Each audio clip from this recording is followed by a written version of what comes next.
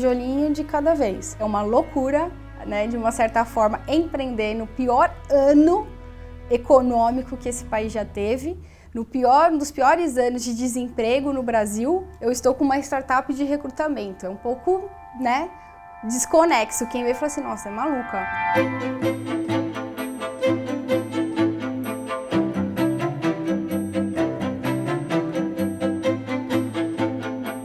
Comecei a carreira num trainee da empresa que eu estava, que foi a última empresa que eu trabalhei, onde eu fiquei durante 5 anos. Eu era bem Caxias, assim, eu tinha certeza que minha carreira inteira seria nessa empresa, que eu só fosse sair de lá, né, vice-presidente para cima, é o que eu queria. E como eu gostava muito, eu não pensava nunca procurei emprego, nunca tive nem curiosidade de saber como é que era trabalhar em outras empresas, porque de fato eu estava bem contente lá.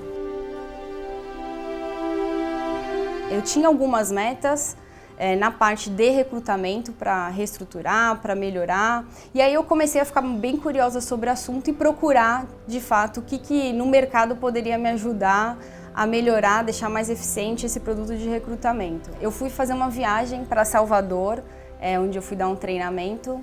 E aí eu sempre durmo no avião, né? Tenho muito sono, só que nesse dia eu falei, nossa, eu tô sem sono, eu vou passar nessa livraria de aeroporto e comprar um livro para eu ler durante o avião. E tinha um capítulo que falava muito sobre como que a gente pode transformar problemas em oportunidades. E aí eu acho que foi assim, é engraçado porque é um negócio tão simples, mas me deu um estalo. Eu falei, puta, é isso.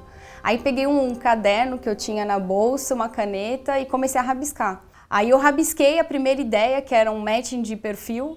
E aí nesse dia eu passei um voo desenhando sobre o negócio. Eu cheguei no hotel, tirei a foto do livro, liguei pro meu pai, pra minha mãe e falei assim, olha, eu vou sair da empresa que eu tô e vou montar um negócio. Aí foi quando também eu falei, nossa, esse negócio é grande e eu não vou conseguir fazer isso sozinha. E aí foi onde começou na noite eu fui e desenhei 3 pessoas que poderiam fazer isso comigo. E a primeira pessoa era uma pessoa que eu fui pro Rio de Janeiro treinar e ela foi a pessoa que organizou todo o treinamento e eu fiquei encantada porque ela era fantástica, assim, né? Só que como falar para uma pessoa assim, olha, vamos largar tudo, né? Largar salário sem ganhar R$1, vender seu carro, sair de onde você mora, ela é do Rio de Janeiro, morava em Jaguariúna, vir para São Paulo e fazer um negócio do nada. É algo muito maluco. E aí, no primeiro momento, as primeiras 2 horas, ela ficou tentando me reverter, né? Para eu não sair dessa empresa. E depois ela começou a se empolgar pelo projeto e dar várias ideias. Aí foi onde eu tive certeza absoluta e no final eu falei assim, olha, mas eu tô conversando com você porque eu quero te convidar para ser minha sócia. Aí enquanto eu tava nesse processo de entender se realmente tinha mercado, com 99% de certeza para sair, o meu diretor-chefe me chamou para uma conversa junto com o vice-presidente de RH, de fábricas, e ele me deu a melhor notícia de todos os tempos, que eu sempre quis ouvir, desde que eu entrei como trainee. É uma antecipação de sociedade. Para não te perder nesse meio tempo, eles antecipam alguns benefícios da sociedade, né, financeiros. Te dá uma certeza assim, ó, você está no caminho certo, a gente quer você junto com a gente. E aí eu ganhei. Eu fui a primeira da minha turma de trainee que ganhei isso. Fiquei, na hora que eu recebi, eu tive um mix de emoções, porque era para eu gritar de alegria, chorar de felicidade, só que eu tava assim, eu vou sair daqui a 1 mês, 2 meses, como assim? E aí eu fiquei paralisada. Então eles começaram a falar, nossa, Mari, a gente tá te dando isso por causa disso. E eu paralisada, eu não conseguia falar nada. Aí eu consegui agradecer, né?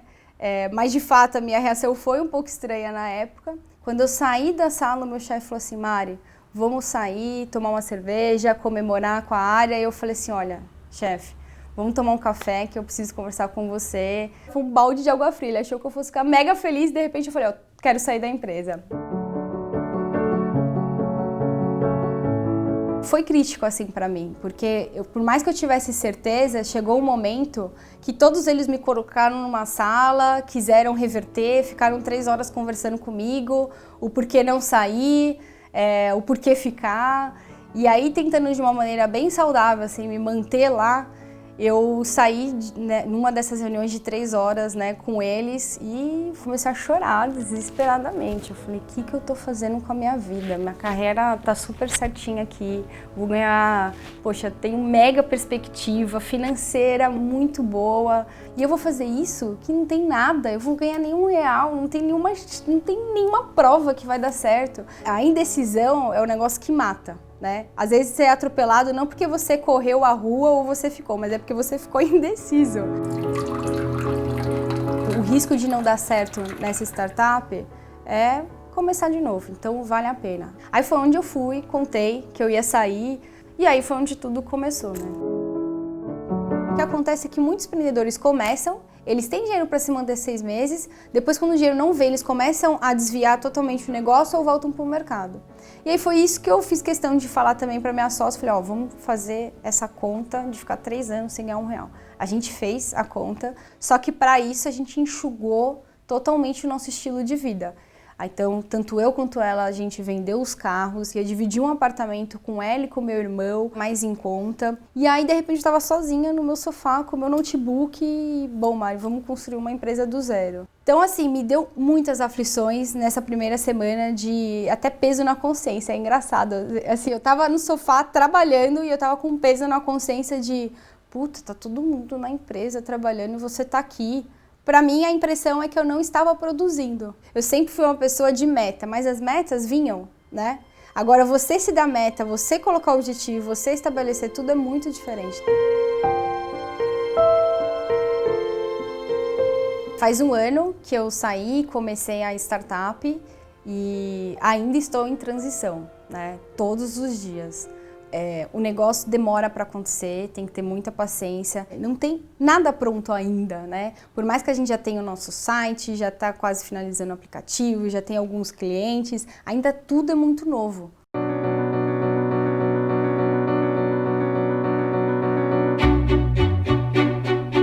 Certeza que vai dar certo. Porém, todo dia você ainda recebe nãos, todo dia você tem que provar, todo dia você tem que mostrar muita gana com as pessoas que você trabalha para todo mundo estar na mesma pegada. Toda semana eu recebo uma puta proposta de trabalho, né? Mesmo em clientes que eu vou, puxa, vem trabalhar comigo, você vai ganhar XPTO, então é uma tentação? É uma tentação. Poxa, eu tô num aperto gigante, tô contando centavos, mas eu não vou aceitar essa proposta porque eu ainda acredito que isso daqui vai dar certo. Mari, nesse 1 ano, quanto que você ganhou? Nenhum real. Ainda não ganhei nenhum real. Então eu me restringo demais, mas por algo maior. Eu sou uma pessoa muito otimista olhando lá na frente. Então esse ano é o ano da virada.